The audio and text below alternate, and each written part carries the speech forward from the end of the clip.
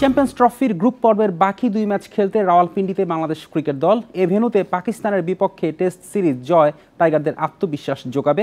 সেমির আশা বাঁচিয়ে রাখতে হারাতে হবে নিউজিল্যান্ডকে, নইলে আগে ভাগেই বিদায় নিশ্চিত হবে। চ্যাম্পিয়ন্স ট্রফিতে বাংলাদেশের পরের পরীক্ষা রাওয়ালপিন্ডিতে। এই ভেন্যুতে গেল আগস্টে পাকিস্তানকে টেস্টে হারিয়ে ইতিহাস গড়েছিল বাংলাদেশ। ভারতের কাছে হারের হতাশা সঙ্গী করে দুবাই থেকে রাওয়ালপিন্ডিতে বাংলাদেশ দল, কিন্তু শহরে পা রেখেই ভারী বৃষ্টির মুখোমুখি টাইগাররা। শহরের অনেক জায়গা ডুবে গেছে, স্টেডিয়ামও কাভারে ঢাকা। যদিও সোমবার ম্যাচের দিন মেঘ থাকলেও বৃষ্টির আশঙ্কা নেই।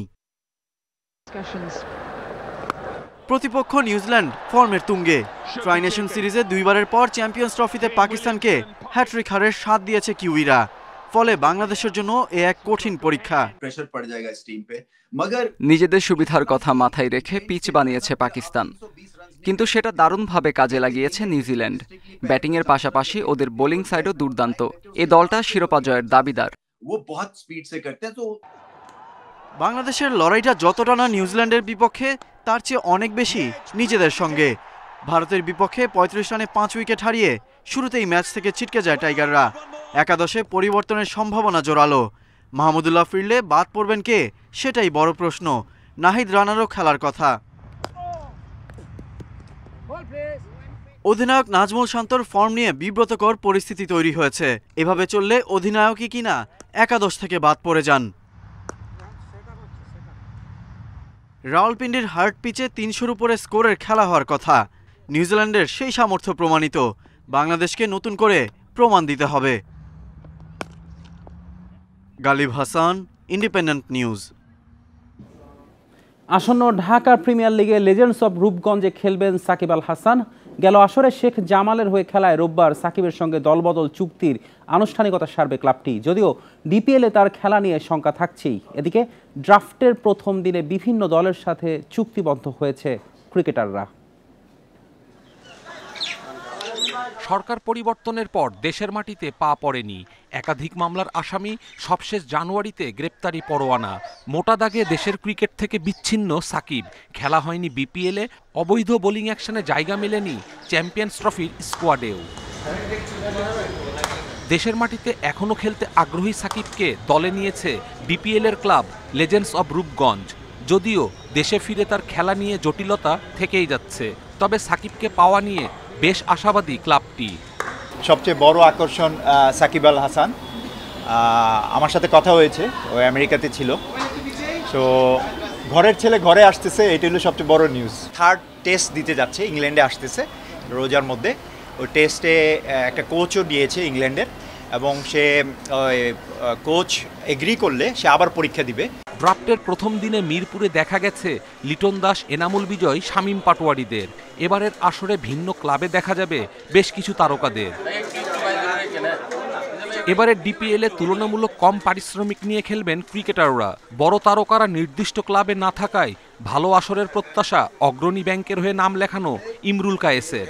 যে 2-1টা টিম অনেক স্ট্রং থাকতো, ওই টিমের সাথে খেলতে গেলে আসলে সবাই আগে থেকে জানতো যে রেজাল্ট আমরা পারবো না, কারণ ওদের যে ব্যালেন্স টিম থাকতো। ওই দিক থেকে এবছর ওইভাবে নাই। এবছর সবাই ঠিকমতো টিমটা করতে পারছে, প্লেয়াররা বুঝতেছে, ক্লাবরাও রিকোয়েস্ট করতেছে প্লেয়ারদেরকে যে তাদেরকে অন্য বারের মতো হয়তো বা অ্যাফোর্ড করতে পারবে না। ওই দিক থেকে প্লেয়াররা মেনে নিয়েছে। আমার মনে হয় যে হয়তো বা নেক্সট থেকে এগুলো ঠিক হয়ে যাবে। রোববারও চলবে ডিপিএল প্লেয়ার্স ড্রাফট। আসর শুরু 3 মার্চ। কপিল পাল, ইন্ডিপেন্ডেন্ট নিউজ। চ্যাম্পিয়ন্স ট্রফিতে ইংল্যান্ডের দেয়া রেকর্ড 352 রান তাড়া করে 5 উইকেটে জিতেছে অস্ট্রেলিয়া। 2 ওভার 3 বল বাকি থাকতে লক্ষ্যে পৌঁছে যায় অজিরা। রান তাড়ায় ট্রাভিস হেড ও স্টিভ স্মিথকে শুরুতে হারিয়ে বিপাকে পড়ে অস্ট্রেলিয়া। ম্যাথিউ শর্ট ও লাবুসানের প্রতিরোধ। তাদের জুটিতে আসে 95 রান। কাছাকাছি সময় দুজনেই আউট হন। লাবুসানের 47 আর শর্টের ইনিংস থামে 63 রানে। এরপর জশ ইংলিশ ও অ্যালেক্স ক্যারির জুটিতে আবার ঘুরে দাঁড়ায় অজিরা। ক্যারি ফেরেন 69 করে, দুজনের জুটিতে আসে 146 রান। ওয়ানডেতে প্রথম সেঞ্চুরি করেন ইংলিশ। ১২০ রানের অপরাজিত ইনিংসে দলকে জিতিয়ে মাঠ ছাড়েন ইংলিশ। এর আগে টস হেরে ব্যাটিংয়ে নেমে ফিল সল্ট ও জেমি স্মিথের দ্রুত বিদায়। জো রুটের সঙ্গে ১৫৮ রানের জুটি গড়েন বেন ডাকেট। রুট 50 করে আউট হলেও সেঞ্চুরি তুলে নেন ডাকেট। ১৬৫ রান করে আউট হন তিনি। সর্বোচ্চ ৩ শিকার বেন ডার্সিয়াসের।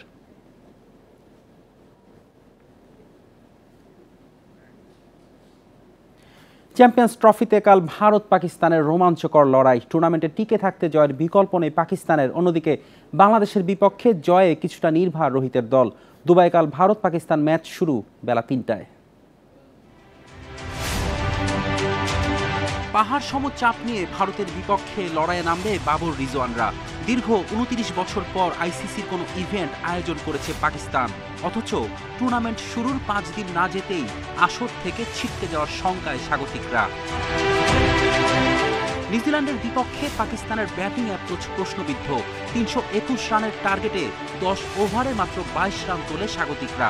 ৭১ স্ট্রাইক রেটে ব্যাট করা বাবর আজম দলের জন্য নাকি নিজের জন্য খেলেছেন, সেই প্রশ্ন জোরালো। করাচিতে নিজেদের মাঠে হেরে দুবাইয়ে চাপে থাকবে রিজওয়ানের দল। অন্যদিকে বাংলাদেশকে হারিয়ে ফুরফুরে মেজাজে টিম ইন্ডিয়া। গিলের সেঞ্চুরি, শামী হর্ষিতের কার্যকর পেস আত্মবিশ্বাস বাড়িয়েছে ভারতের। দু দলের ওপরই অনেক চাপ থাকবে।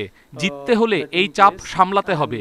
২৮০ থেকে ৩০০ রান দুবাইয়ের পিচে জয়ের জন্য পর্যাপ্ত। অন্য সব ম্যাচের মতোই প্রস্তুতি নিয়েছি আমরা, আলাদা কোনো পরিকল্পনা নেই।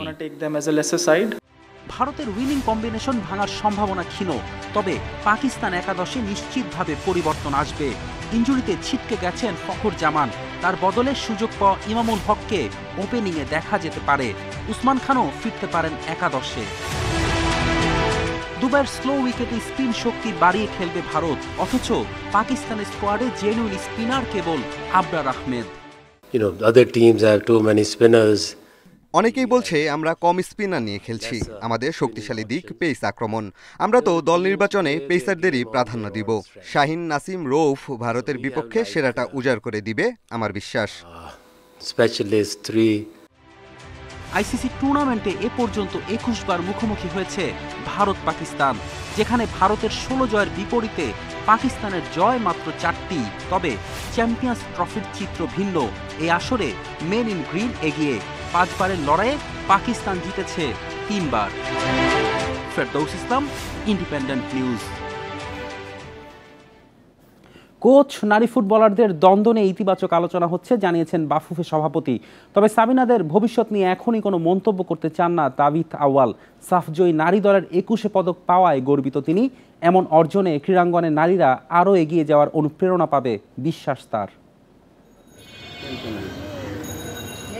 বৃহস্পতিবার ২১ পদক পেয়েছে সাফজয়ী নারী দল।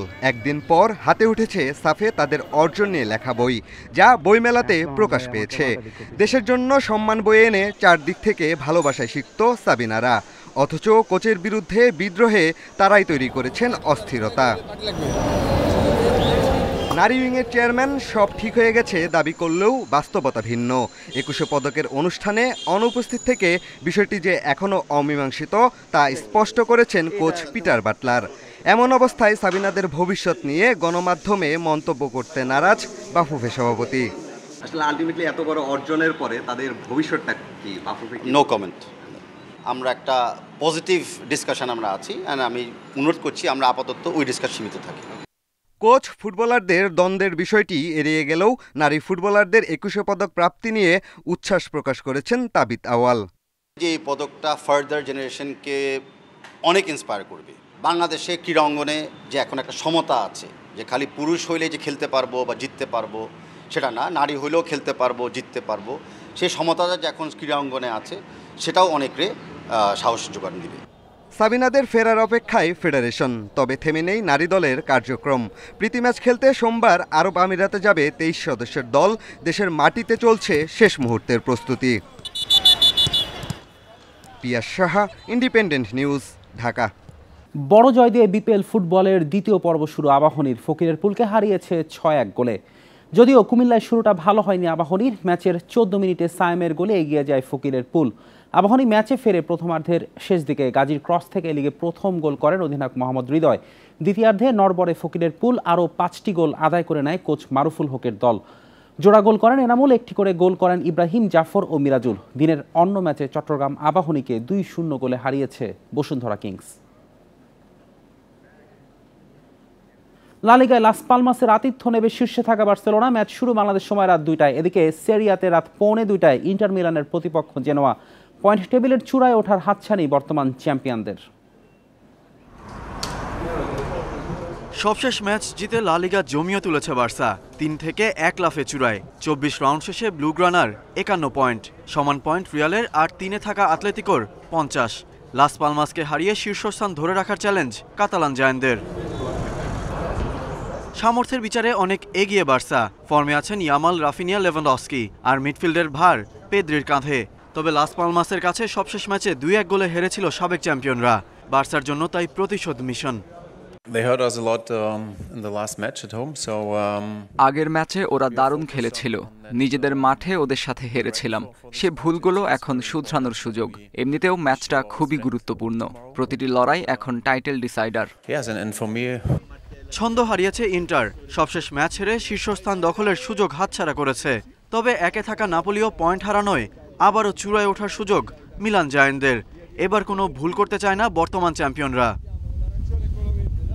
হেড টু হেডে কিছুটা এগিয়ে নেরাজদুরিরা। সবশেষ 5 দেখায় জিতেছে 2টি, বাকি 3 ম্যাচ স্বাগতিকদের পয়েন্ট ভাগাভাগি করতে বাধ্য করেছে জেনোয়া। তাই নামে ভারে এগিয়ে থাকলেও তাদের হালকাভাবে নেওয়ার সুযোগ নেই। Galib Hasan, independent news. এই ছিল আজকের যত খেলা। ইন্ডিপেন্ডেন্ট টেলিভিশনের সব খবর বিস্তারিত জানতে চোখ রাখুন ফেসবুক, ইউটিউব, এক্সে। আমন্ত্রণ আমাদের পরের আয়োজনে।